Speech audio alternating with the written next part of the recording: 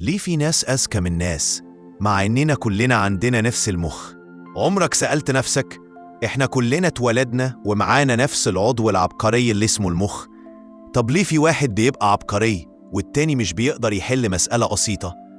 الموضوع مش إن المخ نفسه مختلف، الحقيقة إن مخ كل واحد فينا زي الكمبيوتر، نفس الهاردوير، لكن الفرق في السوفتوير أو الطريقة اللي بنستخدمه بيها.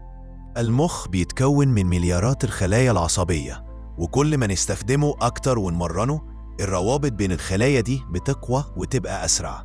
الشخص اللي بيقرأ كتير بيجرب حاجات جديدة، بيتعلم لغات، بيحل ألغاز، بيبني شبكة أقوى جوه دماغه، فتصبح أفكاره أسرع وحل مشاكله أذكى. أما اللي بيقضي يومه من غير تحديات أو بيكرر نفس الحاجات كل يوم، المخ بيشتغل على الوضع الآمن وبيكسل زي عضلة ما بتتمرنش. كمان البيئة اللي بنعيش فيها ليها دور كبير. لو حواليك ناس بيشجعوك على التعلم والتفكير ده بيحفزك، لكن لو حواليك إحباط وتهميش ده بيخليك تبطل تحاول.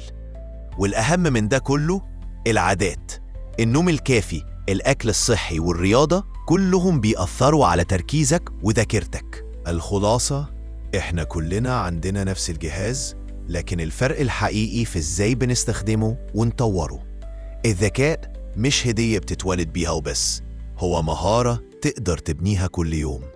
فاسأل نفسك، يا ترى بتدي مخك الفرصة اللي تخليه يكون أذكى؟